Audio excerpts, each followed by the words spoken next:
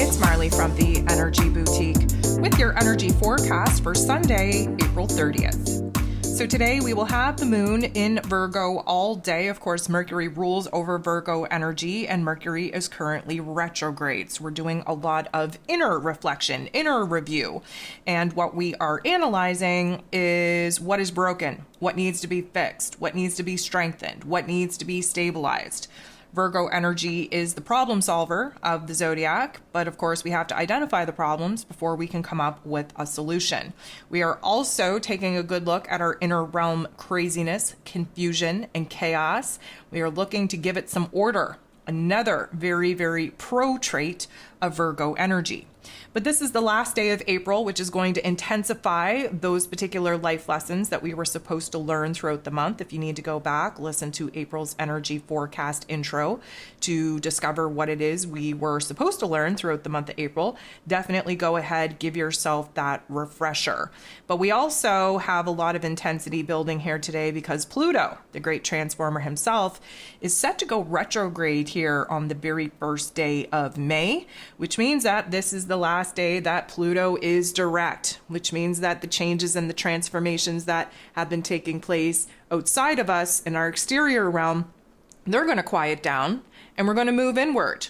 A retrograde means we're internalizing the information, we're turtleizing the energy, we're internalizing the focus, and our focus is on analyzing where our pain story is still alive and well, preventing us from going after what it is that we want. Our control issues are alive and well, really putting us in a lot of reactive egoic behavior instead of responsive higher self behavior.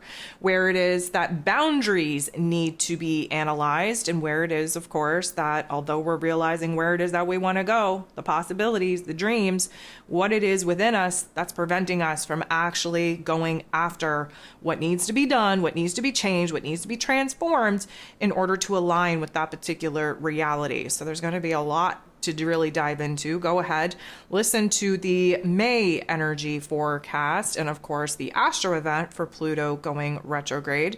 And of course, prepare for those zodiac forecasts to be available for download as well. And again, shameless plug, please jump over to my Patreon, be a subscriber over there so that you can access all my content. The beginning of the month is always an overload of information and you can find it in one-stop shop over on my Patreon. So thank you very much for those of you who have already jumped over there. So this is a moon day. There are 7 different aspects here today. All 7 involve the moon. Sundays are typically speaking ruled over by the sun. So having a moon day on a Sunday means that we are going to have some very pivotal aha moments creep up from our unconscious selves. We're going to realize what we need to take action on in order to provide ourselves with a little bit of an emotional certainty, if you will. We start the day off with the moon in Virgo, making an opposition, sitting across the table, if you will, in a confrontation with Saturn, the Lord of Karma. He's over there in Pisces energy, and Virgo and Pisces energy sit across from each other in the zodiac wheel. They are the healing axis of the zodiac. Virgo energy healing the physical realm, the physical body, the mental perspective, the mental health, while the Piscean energy heals our emotions, heals our spirit and our soul contracts. So of course, Mr. Saturn is here to show us where we need a little bit more willpower, a little bit more discipline, if you will, to build a new structure out of the damage and destruction that has already taken place. And in Pisces energy, we are really looking to dismantle and destroy old belief systems, old ways of going about pursuing our dreams, old ideas, old elements. Again, we're in eclipse season, we're in retrograde season. We should be very aware of what is falling apart and falling away from us because we're no longer a vibratory match for it. And emotionally speaking, we really are getting a little bit of a reality check with the moon opposing Saturn, bringing us back down to earth a couple of pegs and really focused on the smaller details of what is falling apart in order for us to build better habits in place of the things that are being removed. The moon in Virgo will make a positive interaction with Pluto. Again, you always hear me rant and rave about the moon in Virgo and Pluto's interactions because they both have one very serious thing in common, which is wanting to pick apart the psyche. This is a psychological deep dive in our mental plane, in our heart space, identifying what is broken, what needs to be fixed, what needs to be restored, what needs to be strengthened. And because Pluto is very intense and reveals to us some shadow realm aspects of ourselves, we are definitely taking a good look at where it is that we're overly judgmental, overly critical of ourselves, and where it is that those particular limiting beliefs may be hindering our progress and our process in actually making some of the changes and transformations that we know that we have to make. The moon in Virgo will trine, which is a beautiful energy, with the sun in Taurus energy. We get some earth on earth energy here. Now, what I love about this is that anytime that the moon and the sun come together, it's like an overlap between where it is that we're coming from and where it is that we desire to go. And what we're left with is the here and now.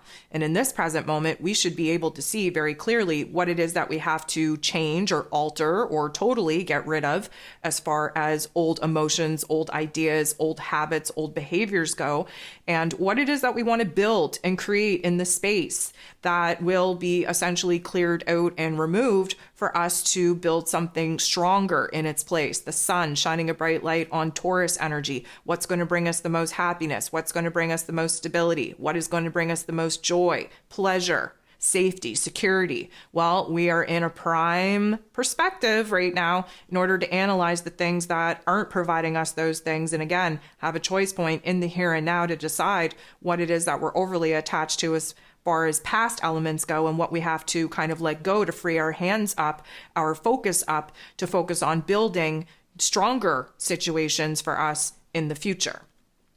The moon will interact with Jupiter. Jupiter is the planet of growth, expansion, beliefs, abundance, blessings. He magnifies, turns the volume all the way up on whatever it is that we're thinking and feeling. And right now we are getting our, I'm going to say, inner narrative, our negative inner narrative, definitely on blast. Why is that? Because we have to grow past this. We have to grow out of our egoic patterns and behaviors, our habits, our perspective, our narrative. We have to push the boundaries of where it is that we have been stuck in our comfort zones in order to open ourselves up to new possibilities that, of course, do not take place when we are in our comfort zones. It happens when we push ourselves outside of those boundaries and open up ourselves to new possibilities, new territory, and moving forward.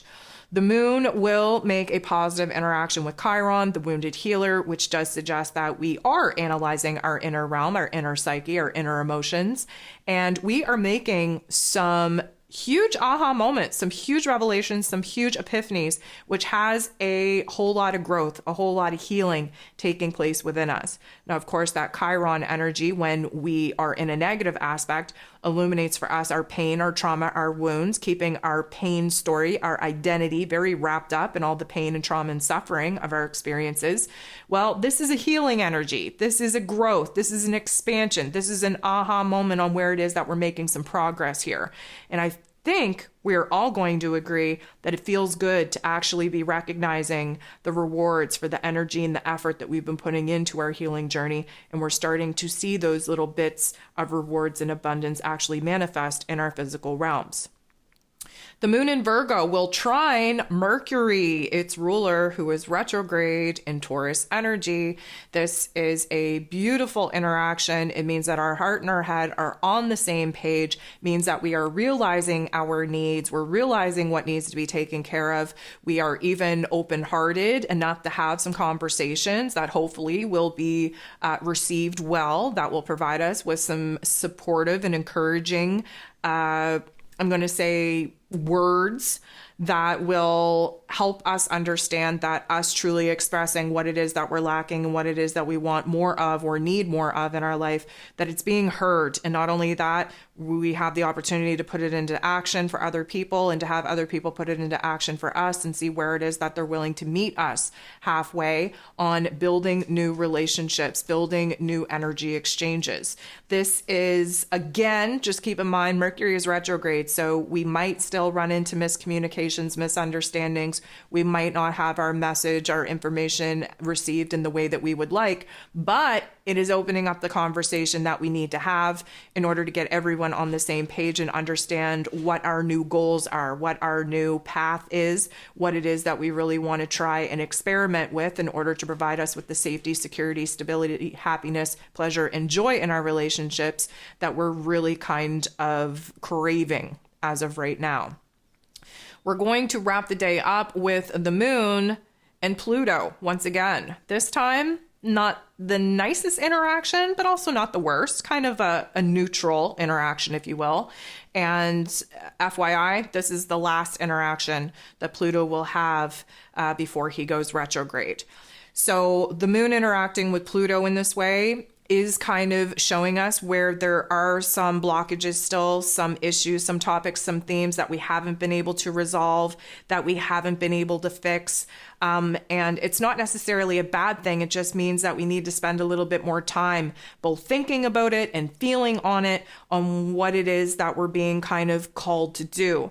Now, Pluto always really intensifies our overall emotions. And sometimes when we're not in the nicest of aspects, we can tap into the shadow realm element of some of the energies here. And if that is the case, some of the shadow realm aspects of Virgo energy is judgmentalism, is criticism, is a negative narrative, is worry, is paranoia.